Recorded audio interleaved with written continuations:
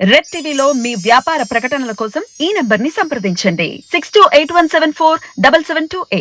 సరే ఇటు పవన్ కళ్యాణ్ గారి గురించి చూసుకుంటే పిఠాపురం నుండి తన వారాహి యాత్ర మళ్ళీ రీస్టార్ట్ చేయబోతున్నారు సార్. అంటే ఎంతో బ్రేక్ వచ్చింది ఈ వారాహి యాత్రకు, మరి మళ్ళీ ఇప్పుడు రీస్టార్ట్ చేస్తున్నారు కాబట్టి దాని ఇంపాక్ట్ ఏ విధంగా ఉంటుంది ఎలక్షన్స్ టైంలో అంటారు సార్?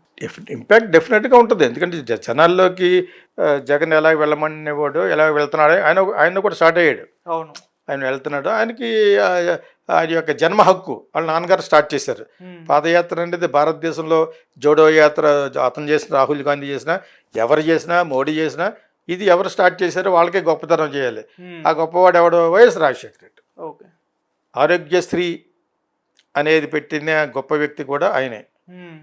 ఓకే, అదేవిధంగా ఈ పాదయాత్ర స్టార్ట్ చేసింది ఆయనే.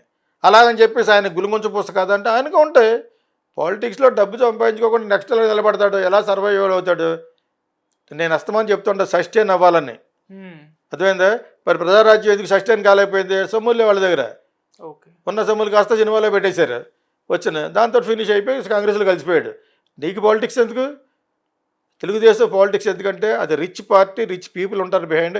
ఇప్పటి వరకు ఆ పార్టీని మెయింటైన్ చేశారంటే ఎంత కావాలి తెలుసా మీకు?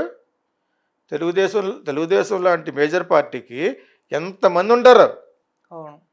నీకు అర్థమైంది మీకు? అది పార్టీ పెట్టడం అంటేనే. ఇలా పెట్టేసి అలాగ వచ్చేసి ఇలా మినిస్టర్ అయిపోయి డబ్బులు సంపాదించి చేసుకుందాం కాదు. దానికి చాలా ఖర్చు పెట్టాలి. తెలుగుదేశం అన్నీ ఖర్చు పెట్టాలి. ప్రజారాజ్యం ఒక 2-3 నెలల్లో తాళ వేశాడు, దుకాణం బంధు. నీకు అర్థమైనప్పుడు మీకు? అంచేత it's not very easy to run a party.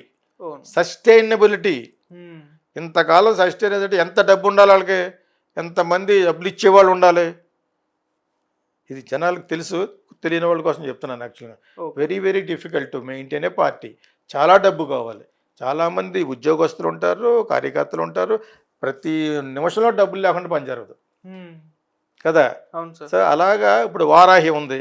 ఎవరో కొన్నారు మీరు? అది మా ఊర్లోనే అతను అక్కడ. యాక్చువల్ నేను ఎప్పుడు డైరెక్ట్ కలగదు. అతను అంటే ఎందుకు ఇష్టం అంటే ఒక ఐడియాని ఒక రిచ్ మ్యాన్గా తయారైపోయాడు అతను. టీ టైం అనే షాప్ వచ్చినప్పుడు టీ టైం ఆ ఫ్రాంచైజీ పెట్టాడు. ఆ దుబాయ్లో పని చేసుకున్నప్పుడు అక్కడ కనిపడి అతను చాలా గ్రేట్ ఫెలో కింద లెక్క. అతను కూడా కాపీ, రిచ్ కాపు, పెద్ద కాపు. అతను ఒక నిచ్చినట్టున్నాడు. అది పవన్ కళ్యాణ్ మీద ఉన్న గౌరవంతో నిలబడ్డాడు కాబట్టి ఇతను కూడా ఎప్పుడైనా నిలబడేటప్పుడు అతను ఎంపీ నిలబడదాం అనుకున్నాడు. కాకినాడ ఖర్చు పెట్టగలడు. ఒక టీ షాపులో 5-6 వేలు షాపులో పెట్టారు. ఇప్పుడు ఫ్రాంచైజీలో 200-300 కోట్లు సంపాదించిన గ్రేట్ పర్సన్. ఎందుకు గ్రేట్ పర్సన్ అన్నాను? For his thought, for his idea. Udaya Srinivas ఏదో ఉంటుంది అతని పేరు, కాకినాడ క్యాండిడేట్. అతను కొనిస్తేనే తీసుకున్నట్టు వరాహి. మళ్ళా వెళ్ళటం అనేది తప్పేం కాదు, మంచి మైలేజ్ వస్తుంది ఈసారి. ఇప్పుడైనా పవన్ కళ్యాణ్కి ఐఎమ్ గివింగ్ ఎ సజెషన్, ముందు కాపులను ఆకట్టుకో, దానికంటే ముందు ఎస్టీలను ఆకట్టుకో చాలు. నేను 23 సీట్లకి 21 సీట్లకి ఎందుకు పరిమితమయ్యానో చెప్పుకో, అప్పుడు క్షమిస్తారు. ఈ 3 పాయింట్లు గుర్తుపెట్టుకో. I'm telling it to that tea time gentlemen also. Kadiyam అవుతుంది మా ఊరి పక్కనే అనుకుంటా, almost 1 mile. So he achieved with this intelligentsia కదా. అతని యొక్క ఐడియా కొన్ని జీవితాలనే మార్చేస్తా అంటారు కదా. ఐడియా మొబైల్ వాళ్ళు పెట్టారు. అది అతనికి పనిచేసింది, ఆ ఒక్క ఐడియా. సో అతను కూడా చెప్పాలి, వీళ్ళంతా చెప్పాలి. ఓకే, అలాగే పైకి వచ్చిన ఆ పక్క చుట్టుపక్కల అతను కూడా నాకు డిస్టెంట్ బంధువే, చలపశెట్టి సునీల్ అని. అతను కూడా అతను ఏ పార్టీలో కావాల్సిన సీట్ ఇస్తారు. కాకినాడలో ఇప్పుడు అలా ఉంది, ఎవరు వేసినా కాపులకే పెడతారు టెండర్. ఇక్కడ ఎంత పవర్ఫుల్ పెడతాడో అదే పవర్ఫుల్ కాపుని పెడతాడు జగన్ అక్కడ. అదే మీకు. సో అది కాకినాడ వరకు, because my interest is there on that. I told you, ఎవరు వచ్చినా కూడా గెలవాలని కోరుకుంటాం. ఈ వారాహి వెళ్ళటం అనేది 100-200% కరెక్ట్. కానీ ఈ 3 చెప్పుకోవాలి. నేను ఎందుకు తగ్గాను, ఇన్ని సీట్లకి ఎందుకు తగ్గిపోయాను అని ఒకటి వివరణ చెప్పాలి. వాళ్ళ యొక్క మనసులు దోచుకోవాలి. 2, నేను జగన్కి ఇస్తాను ఎటువంటి సెషన్లో, నేను ఎవరు వెళ్ళినా కూడా అడిగారు కాబట్టి చెప్తున్నాను. రెండోది వచ్చి యూ షుడ్ టెల్ దట్ ఈ కన్ఫ్యూజన్ తీసేయాలి. ఎంపీ అని కొంచెంసేపు, అదని కొంచెం. వాళ్ళు ఏమనుకున్నారంటే పవన్ కళ్యాణ్ బాగా గుడ్డిగా నమ్మేశాడు. అతనికి పొలిటికల్ థింకింగ్ లేదు, ఎడ్యుకేషన్ చాలా లెస్. ఆడెవడో రాసిచ్చింది మాట్లాడుతున్నాడు, అది ఏం తెలియదు అతనికి, అసలు తెలియదని బాగా ప్రూవ్ అయిపోయింది. కాన్ఫిడెన్స్ కూడా తగ్గిపోయింది. అమిత్ షాను వాళ్ళని నమ్మేస్తున్నాడు. నీకు ఏ సీటు రాకపోతే నేను అక్కడ నుంచి గేట్ దగ్గర కూడా రానివ్వరు. ఇంకా మీ వేరే కాపులు బయలుదేరతారు ఇప్పుడు. అవును. అర్థమైనప్పుడు నీకు అతను ఏమనుకున్నాడంటే ఇంకా చిరంజీవిని అతని తప్ప వేరే గతి లేదు కాపులు కానీ అని అనుకుంటున్నాడు. ఈ దెబ్బతోటి వదిలేస్తారు. మళ్ళీ అట్లా వదిలేయమని చెప్తాం. Because if you keep on doing mistakes కష్టం కదా. ఇప్పుడు జగన్ మీద ఎవరో 99 తప్పులని రిలీజ్ చేశారు తెలుగుదేశం వాళ్ళు. ఆ తప్పులు నీకు ఉన్నాయి. 99 తప్పులు. చంద్రబాబు నాయుడికి 99, 9,990 ఉన్నాయి అతనికి. వాడికైతే 990 ఉన్నాయి. ఎవరికి ఈ వయసులోనే ఒకసారి కూడా ప్రజల్లోంచి వెళ్ళలేదు లోకేష్కి. అది చేయించమంటారా?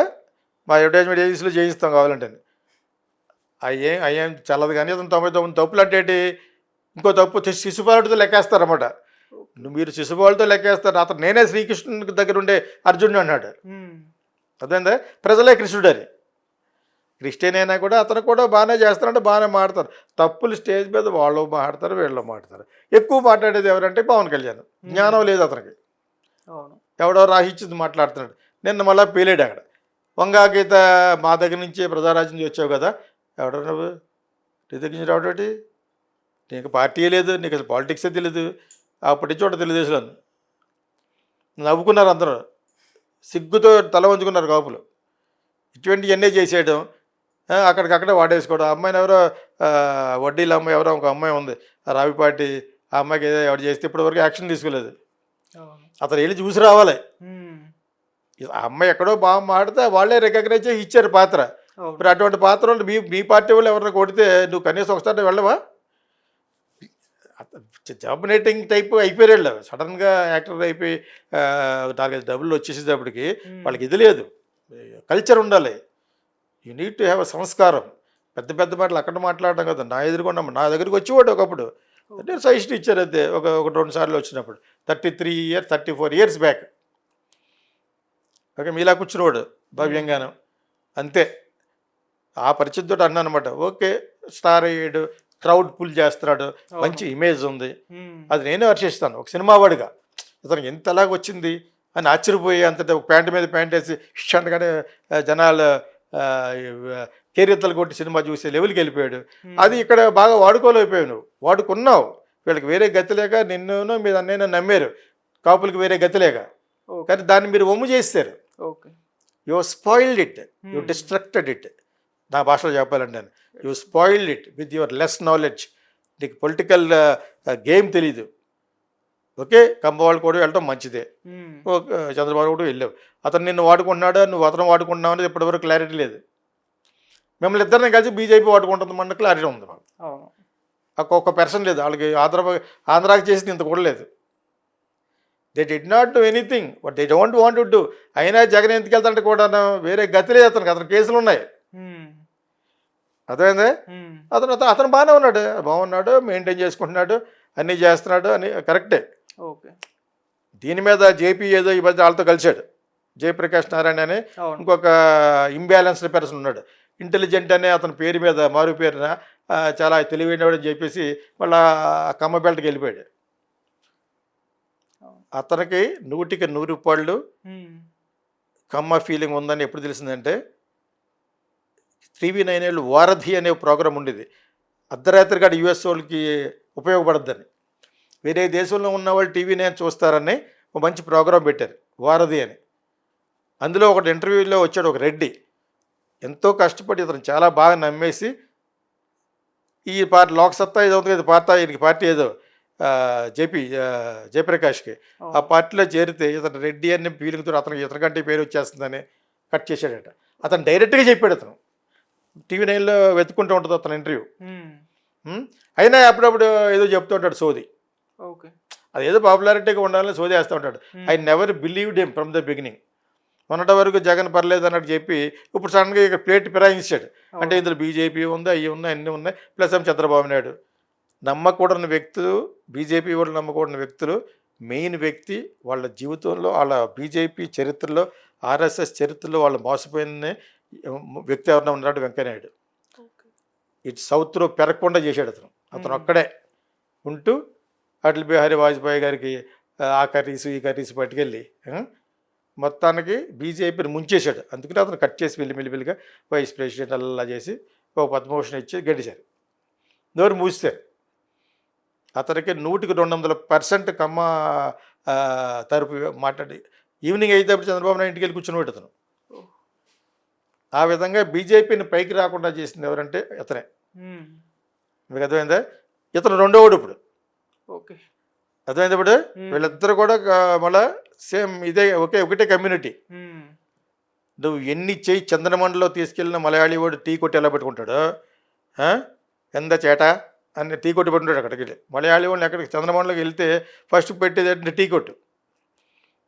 వీళ్ళు అంతే, ఎవరు ఈ కమ్యూనిటీ కూడా వాళ్ళ గురించే మాట్లాడుకుంటారు. 10 సార్లు చెప్పకూడదు నేను. That is the devil made, you cannot help it. ఎక్కడికి వెళ్ళినా కూడా విడిపోయి ఒకళ్ళు దెబ్బేసుకునే వాళ్ళు కాపులు. అది వాళ్ళ ఫేటు, వాళ్ళకి ఏదో శాపం ఉంది. ఓకే, ఎక్కడో ఏదో అరణ్యంలో తపస్సు చేసుకుంటున్న ఆ ఋషుల మీద వీళ్ళు ఏదో చేయకుండా అరాచకం చేసుంటారు. వాడు ఎలా శపించుంటాడు, ఈ కాపులంతా కలిసి ఉండకూడదని. అర్థమైనప్పుడు మీకు నైమిషారణ్యంలో తపస్సు చేసుకుంటున్న స్వాముల మీద ఎవడో వెళ్ళి ఉచ్చబోసుంటాడు, ఆడు కాపుడే ఉంటాడు. వాళ్ళ మీద వాళ్ళు శపించుంటారు అనమాట. మీరు ఎప్పుడు కూడా ఎన్ని యుగాలు ఎత్తినా కూడా ఐకమత్యంగా ఉండలేరు అని.